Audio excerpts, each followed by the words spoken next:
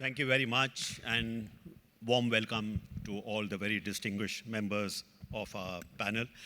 Before I start this session, let me just give you a little background to the global stocktake. This was presented in September 2023 in advance of the COP28, which was a climate summit which took place later in November, December last year. First of all, let me try to explain to you one very important concept, which is that of global net zero, which is the target that we have for the year 2050 for most countries. It is 2060 for China, and India itself has announced that it will achieve net zero by 2070. Now, the thing to know about net zero is that it is a balance sheet concept. It is not zero emissions. It is emissions that you will have in 2050 or 2060 or 70, which will be balanced by reductions of carbon in the atmosphere through global sinks or through some technological marvel by that time. Global sinks are, for example, in the oceans of the world, they are the forests of the world. So if we are talking about any matching reductions, then we have to be also mindful of the fact that if our forests are getting cut at the rate at which they are, and the oceans are getting polluted at the rate at we are, then the global sink may not really be available when we need it. So just keep that in mind. What did the global stocktake show? What it showed was that, if we take into account all the various nationally determined contributions or commitments which have been made by parties to the UN Framework Convention on Climate Change, then even if they were all implemented, we are actually on track to 2.7 degrees centigrade average rise in global temperature by the end of the century. So forget about 1.5, maybe not even 2.0 centigrade, which is supposed to be the real limit threshold, beyond which there may be catastrophic, irreversible consequences as far as the world's climate is concerned. So we are not on track. That is something that we have to recognize. And one of the heads of the World Resource Institute said, what does the global stocktake show? That carbon emissions are still climbing, that rich countries' finance commitments are delinquent, and as far as adaptation is concerned or support is concerned, they are lagging woefully behind. So that is where we are at this point of time.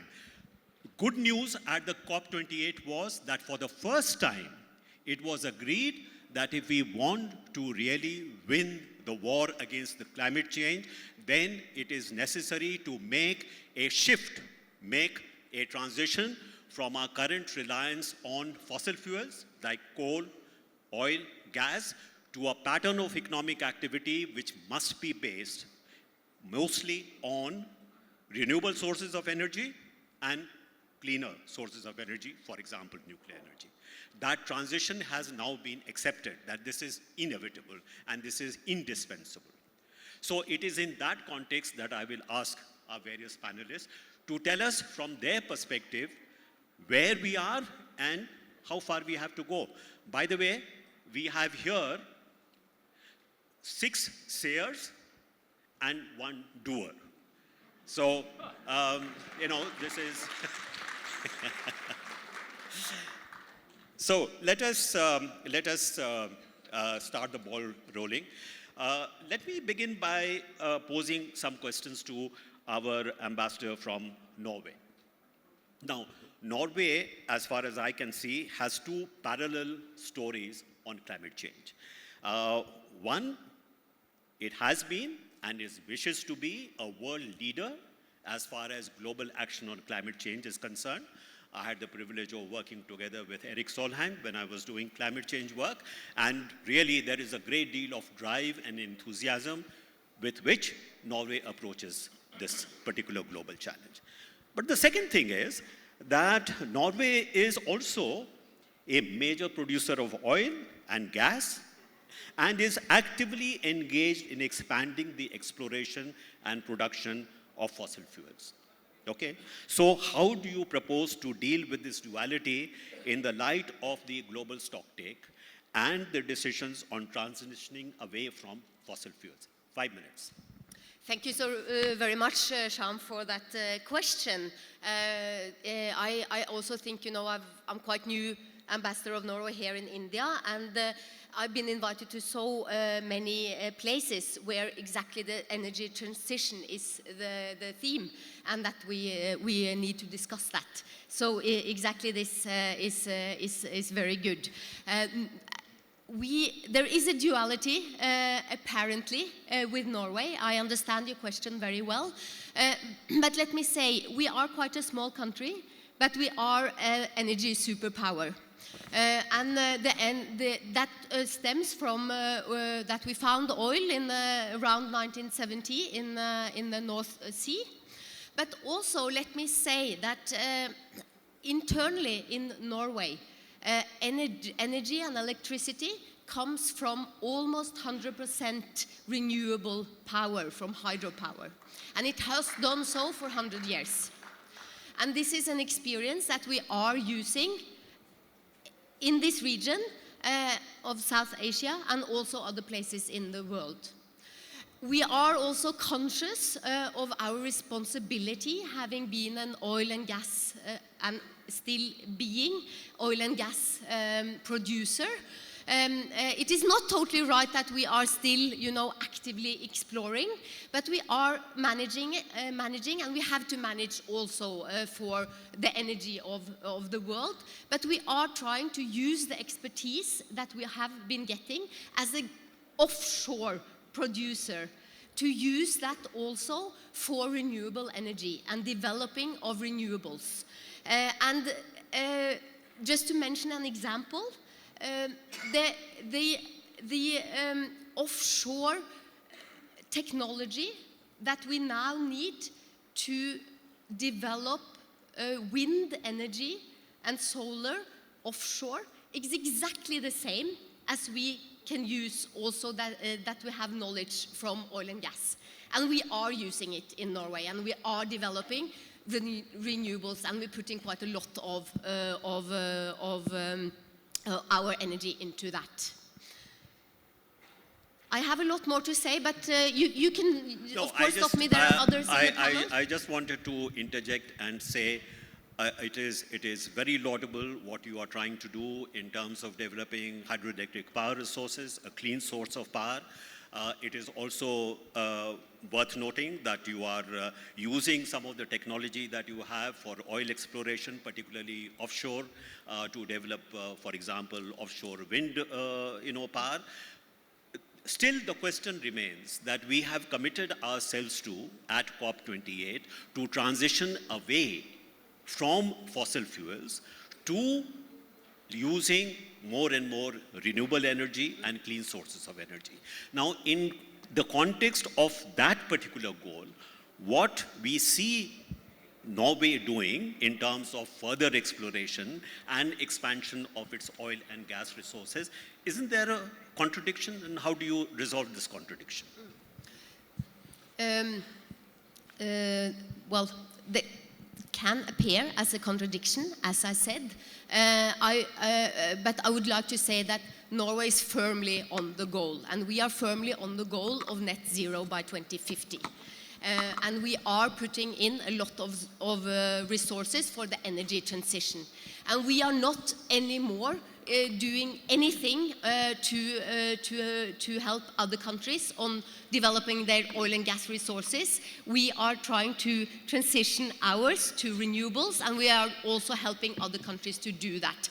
And therefore, financing is a big part of this. And our goal has been to double our commitment to finance the energy transition between 21 and 26. We have already reached that goal. So we are working on that.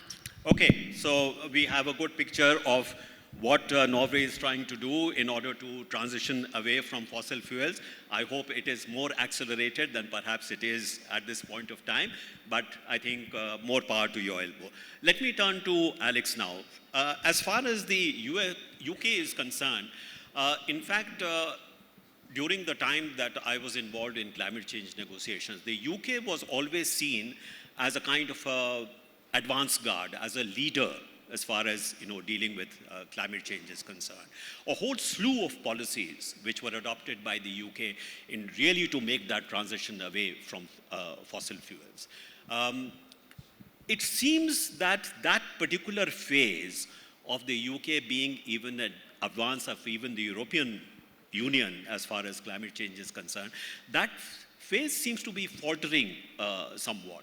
There have been some recent decisions which have been taken, which some people have been saying that actually the UK seems to be moving backwards. Take, for example, the target for the adoption of electric vehicles, not allowing further use of petrol and diesel cars beyond, I think, 2035, if I'm not mistaken. You have also, with respect to transportation, public transportation, the railway line, which was touted as a very good example of how the UK is trying to promote public transportation in favor, instead of private vehicular traffic. That very major project has been given up recently, and perhaps much of the investment will now go into highways again. Is the UK falling behind? Hello, everyone. I think others are catching up, which is a great thing. The UK has halved its emissions per head since 1990, one of the furthest of any country in the world. We're the 6th biggest economy, we're the 17th biggest emitter. So there's a great story. And now you're into the hard stuff, yeah? A lot of what's happened till now has not really come into domestic politics in such a big way, and now it does. The German coalition almost collapsed over the debate about boilers, if I remember rightly. These are very big domestic issues. So what's interesting is you're getting to the really hard yards now. The UK has a target of reducing its emissions by 68% by 2030, I think. That's very hard. And the Prime Minister would say you have to carry people with you. The government has, and can I just a sidetrack. Governments are doers in this area or not doers. It is really important. You will never achieve what we need to achieve without governments. The private sector are the great deliverers, but the governments set the rules. I've worked on climate change for 20 years, so I worked in the European Commission on it. You need to create the policy frameworks within which private capital can move and make decisions. If there are no rules, there isn't a hope in hell of getting anywhere near 1.5 or 2%. It's really important to remember that. So, the fact is, the climate change affects every human on Earth, and every creature on Earth, I would say, as well. So, it is, by definition, going to have consequences for every person, and every person will respond to it. So when you get inside the home with policies, like your boiler, what car you can buy, this is a big deal. Now, the UK is delayed till 2035, the ending of the sale of new diesel and petrol cars, that puts it in line with such environmental catastrophes such as the Netherlands or Denmark. It's the same rule. So let's not worry too much about that, I think. But how do you do diplomacy on such an issue like this? And I think, just look at it from a diplomat's point of view, one of the extraordinary things is that climate change is still genuinely negotiated amongst every country in the world. This is odd, because there are only 3 countries in the world which truly matter for climate change. China, the United States, and India. They produce more than 50% of all the greenhouse gas emissions of the world, about 50% at the moment. That will grow. And yet, the whole world negotiates it. And it's one of the very, very few negotiations I've come across where the very small countries have a loud voice because of the consequences of climate change. And I think that's a great thing. Yeah. Well, let me just clarify. You mentioned the 3 countries which are absolutely critical to dealing with the challenge of climate change. China, far ahead, almost 1/3 of the global emissions. The United States, maybe 1/4. India, only 7%. So don't please put us in the same category as the other. The other point the other point I would like to make is, we again go back to the global stock take. And I posed the question to the ambassador from Norway as how do you reconcile the further exploration and the production of oil and gas in a period where you are supposed to be transitioning away from it. You shared the North Sea with Norway. And I think now you have a policy of max out as far as oil exploration and production is concerned. Again, I pose to you the same question. How do you deal with that contradiction? One of the oddities, by the way, of this policy area is India is on the cusp of this beginning, this incredible development. So it's not in the same state as China, but nevertheless, there are only 3 countries in the world which emit more than 5% of the world's emissions because of their population. The UK is less than 1%, so you kind of have to remember that. So there are really 3, whenever in policy making, I think very rarely are there binary choices. There are usually 3. Most policy making on climate change tries to do essentially to sit within a triangle between kind of affordability, so in economics, security, and sustainability. And everyone sits within that triangle. Now, what the Russian invasion of Ukraine has done is to nudge a lot of countries a bit further towards the security part. That's true in India. And there's a great answer, which is, let's do more renewables. But it's not the only answer, unfortunately. Everyone is trying a little bit more security. So the UK says, okay, within that triangle, we move a little bit more that way. Now, the UK will still go to net zero. It has a law. It's halfway there, which is an amazing achievement. As I say, we're now in the tough bits. And they would argue, I think the Prime Minister would say, you're still going to be using carbon in 2050, but you are, as it were, offsetting it to get to net zero. So that would be the argument. You have to have a bit more security. How do you reconcile that with sustainability? That is the big question. Okay. As I said, the issue that we have to keep our minds focused on is that net zero is not zero. And you have to have, ways in which you can actually compensate for whatever emissions still remain in 2050, 2060, 2070. So that is something that all of us should keep in mind, that we are making assumptions which may not always be very realistic. The EU has been a pace setter, in climate change action. There is a European Union climate law, which gives legal force to the goal of global net zero by 2050.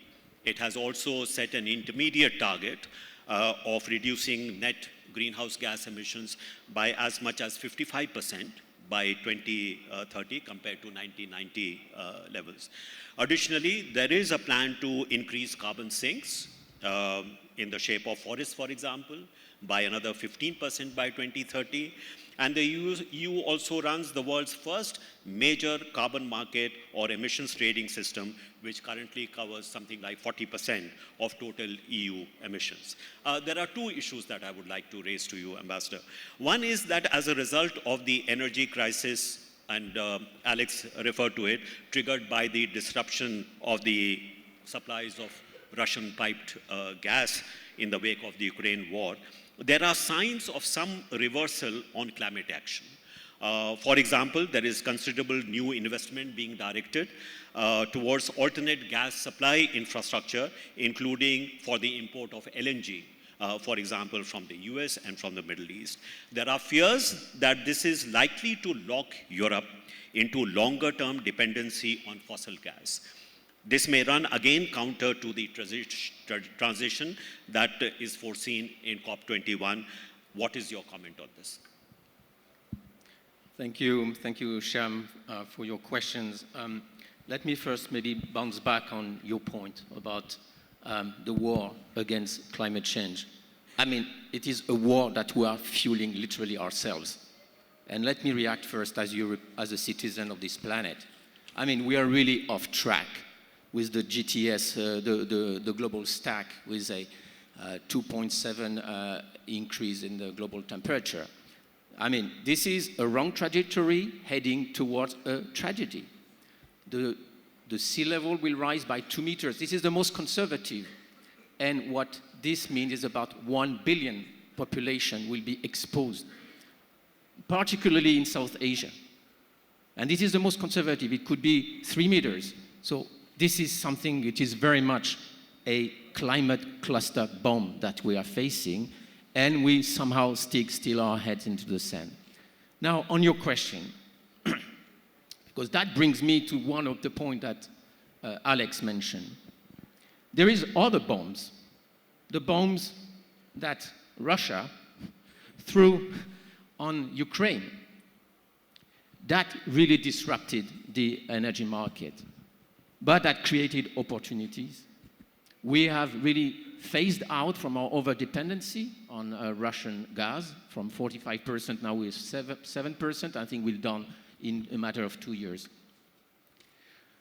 Therefore, LNG has been our security in the short run. We import from Norway, Algeria, and US mostly. That doesn't mean we are drifting from our targets. Actually, we've met all our targets. We are overshooting our targets in terms of renewables, in terms of carbon reduction. And on top, making I would say a curse, an opportunity, these LNG facilities, they are built and designed in such a way that it will allow also hydrogen and ammonia in the future. So we are not building or overbuilding a dependency. So what we see net here is that Putin trying to weaponize oil and gas, and he has seriously miscalculated. And we should even thank him, it has accelerated. So for us, it's fine, and we have kept our track. I'm sorry to interrupt you, but I have another very important question, particularly as far as an Indian audience is concerned, and that is the EU's carbon border adjustment mechanism, which is being implemented in its transitional phase already. This is justified by the European Union in order to prevent so-called carbon leakage, that is possible relocation of EU industry from less carbon-intensive EU to more carbon-intensive countries, which could be India as well. How do you respond to the criticism that the CBAM, that is the Border Adjustment Mechanism, is a unilateral measure, not negotiated under WTO? It has gone against the approach of using multilateralism in order to deal with the issue of climate change.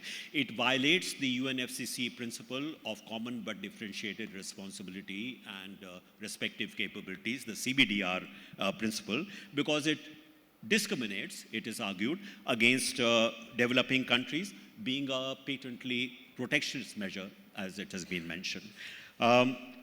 Now, at a time where neither financial resources nor technological resources are being deployed in the developing countries to help them with their climate action, is this measure a fair measure? A quick answer. Yeah, well, first, I mean, this is probably where the CBAM, I mean, sorry, it's very technical, and I apologize for this. I mean, we are trying to make sense of something which is utterly technical. But it is everything, but it's certainly not a protectionist instrument. It helps to accelerate the decarbonization of industry. We cannot, at the one time, having the emission trading system that our companies have to comply with, while imports into Europe can have a lot of carbon leakage, first. Second, it's not applicable to countries, it's applicable to sectors and to companies that import in Europe highly carbonized products, steel, aluminum, and so on and so forth. We have designed a system with a transition period. It is not yet in place, it's a transition. It's over years. And during these transitions, we are informing ourselves about the impact this will have, notably in developing countries. And so we are not penalizing anyone. We're just saying this is the way to go, together with ETS. And if the countries are applying ETS system themselves, it will be offset from the CBAM. So it is an encouragement, and we are trailblazing. So maybe we can be criticized being ahead of the curve, but I think others will follow.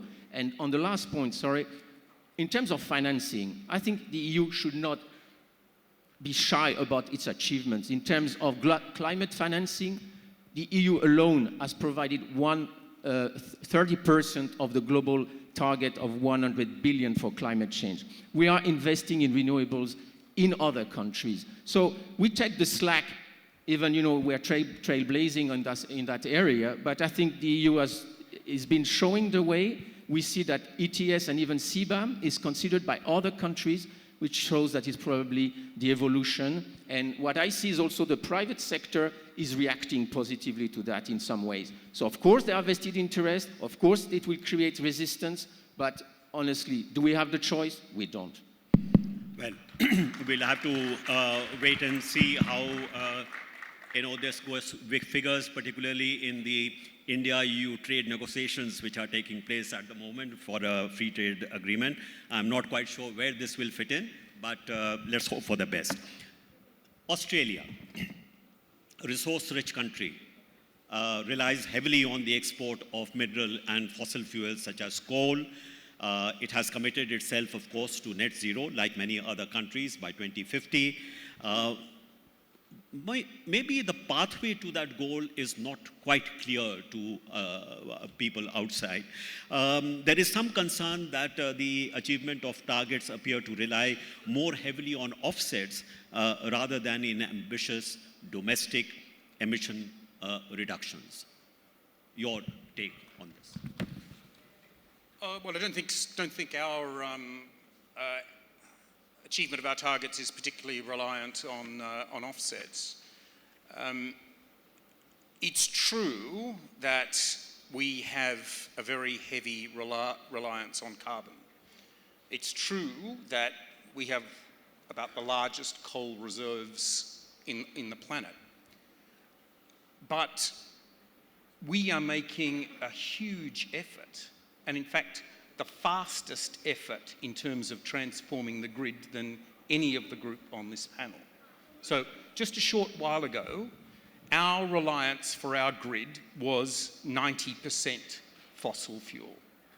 By 2030, just now 6 years' time away, we will be 82% renewable in the grid.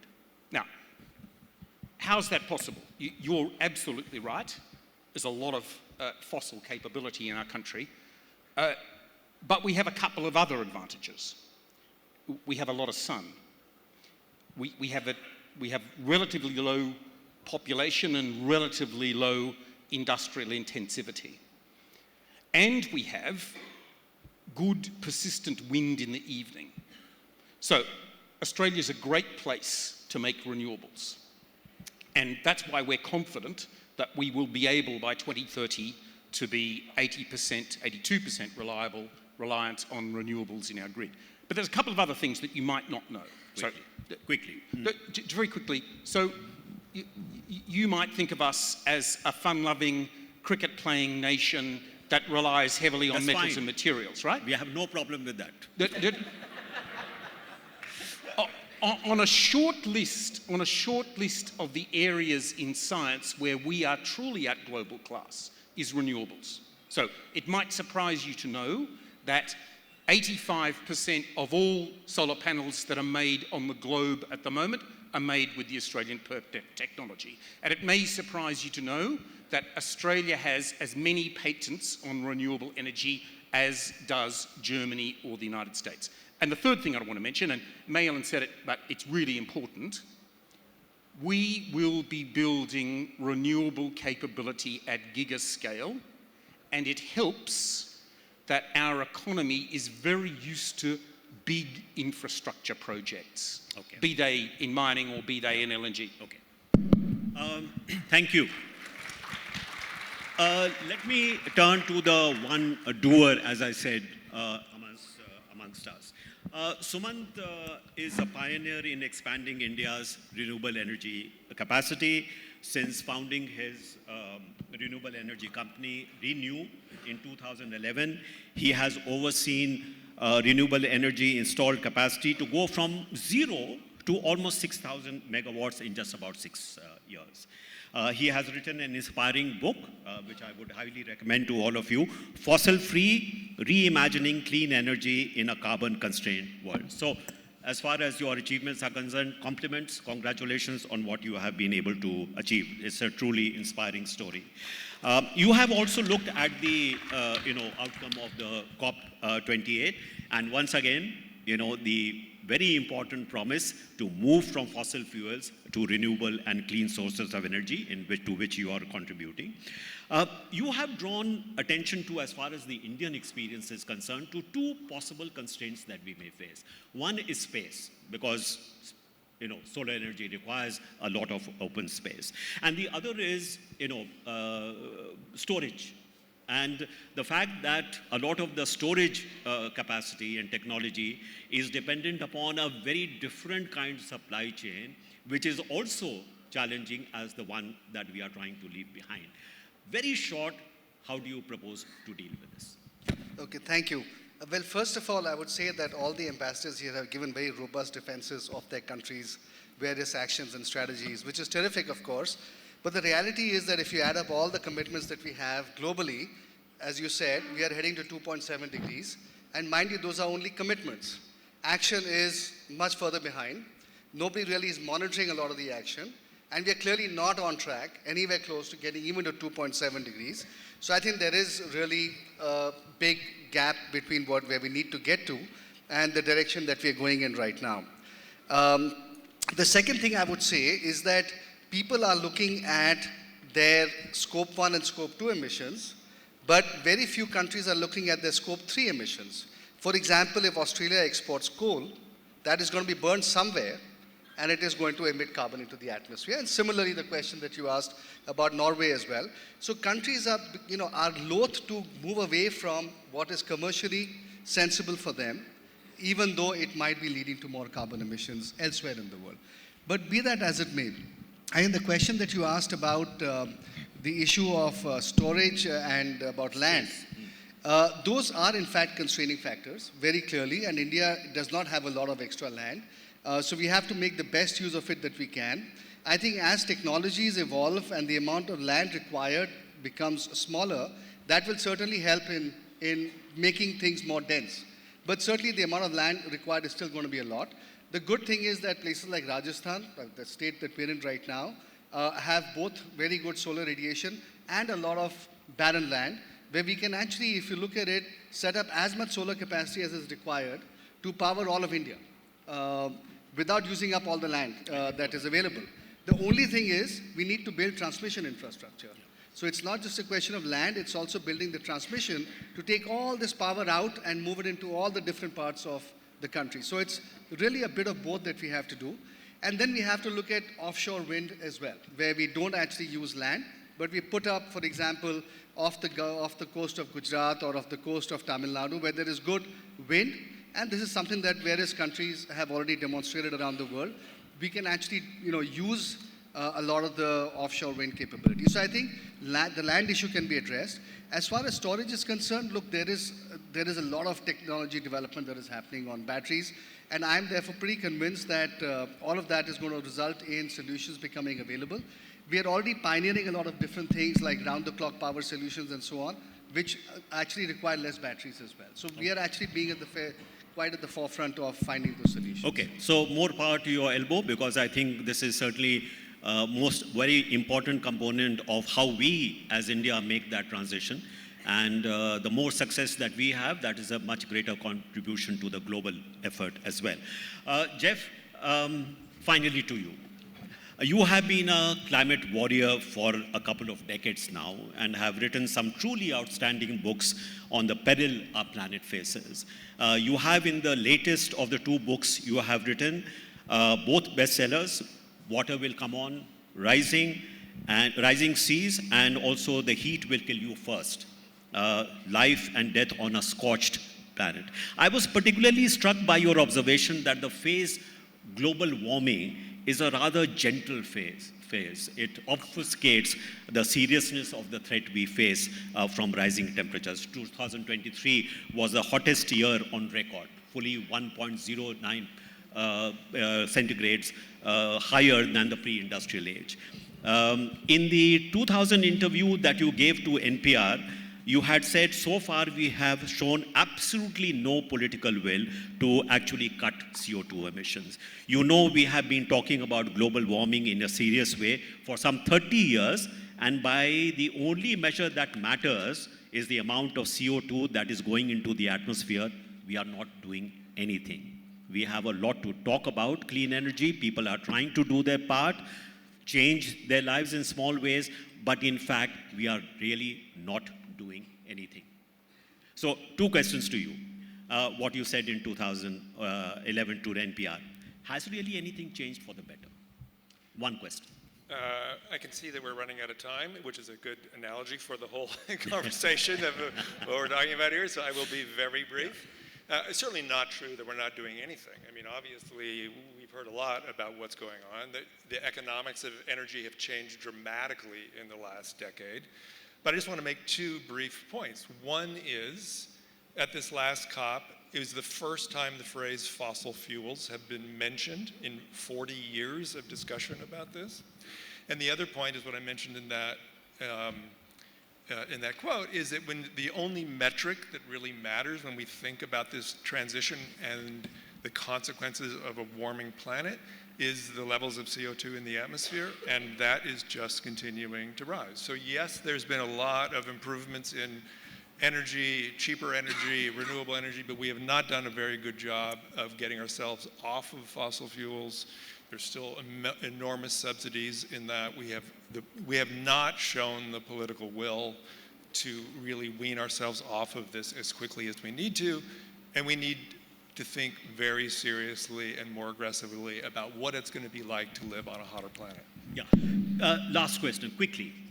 In 2011, you also mentioned that maybe we can look at geoengineering as a possible, solution.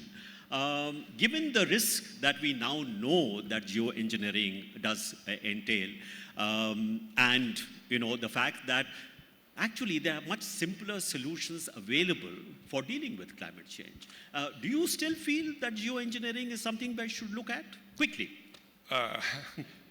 So geoengineering is sort of a bad idea whose time has come. Geoengineering, just quickly for those who don't know what it is, we're talking about solar engineering, which is spraying particles in the stratosphere, kind of making what amounts to artificial volcanoes, which reflect away a little sunlight and cool the planet. It's relatively easy to do with high altitude aircraft, things like that. I do not endorse this. I am not suggesting it's a good idea at all, but our failure to really deal with reductions of emissions over time have meant that these kinds of desperate and dangerous solutions are going to become more and more upfront and more part of the conversation. My own view is that we need to take the science more seriously. We need to do more serious research so we know the risks better. So that I do think it's inevitable that someone or some nation will do this. And the more we understand about the risks and dangers, the better. Well, I hope we understand the risks because it does appear to me that it's an idea whose time should never come. That's what I would think. By the way, this is your tweet. Yeah. Right? Yeah. Sure. Charge zone. I think this is in India, and you have. Was this on a note of optimism or pessimism? Well, optimism, but then the more I thought about it, so this is a picture of a charging station when I arrived in Jaipur. A charging station that he had photographed. Just quickly to explain, I arrived in Jaipur my first time here. I got to my hotel at night, woke up in the morning, opened my windows. First thing I saw was an electric charging station right out my window. And I thought that was just fabulous, so I took a picture of it and tweeted. But the less fabulous part of it is I've been here 4 days now. I have yet to see a car in the charging station. Okay, on that note, we'll just get to, we have 3 minutes. So question and answer, yes, the lady there. Thank you so much. Quick question, yes, please. to all panelists. What about agriculture? We hear about transport and energy needs, but we don't hear about agriculture. Agriculture is a huge emitter of greenhouse gases, including nitrous oxide. Okay, agriculture. Anybody here? Yes? The lady there? Come on. Yeah, please, get up.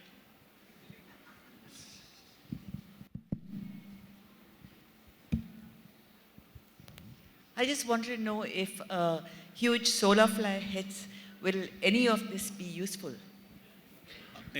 Sorry? A Yes? solar flare, like Yeah. a CME hits us. Will any of this be useful? Okay. Yes? There, please. Are we designing a system currently so that we do not breach other planetary boundaries while solving for climate change? Okay. So 3 questions. Anyone would like to take the agriculture one? Yeah, I should say something about agriculture, but let me first say something about solar. You bet, massive solar farms, we call them giga solar farms, will be a huge part of the solution, although interestingly, in most of the developments that I've seen the specs for in Australia, it's more wind than solar, although the two are used in tandem to produce renewable energy. On agri, this is a huge issue for us and one that we're tackling. So one part of the solution that we have is that our principal scientific organisation has developed a sort of algae that, if fed to cows, causes them to produce less methane. And yet that's just one part of the solution, but boy, that's a biggie and we've got to work hard on it. Okay. What about changes while we are trying to deal with climate change? We cross other planetary boundaries. Would anybody like to take that? Alex? We might well, but we've got so much to deal with the first challenge that I think let's not kind of be put off by the possibilities that come after it, because it's such a big one. Agriculture, anything to do with the politics of farmers in agricultural countries is an absolute, it's very, very difficult. There's where you're going to get to retail politics in a big way. I think we have simply run out of time. But I would like to thank all our panelists. I think you will all agree that they have done a wonderful job in responding to all our questions. And thank all of you for being here on this cold afternoon to listen to us. Thank you very much.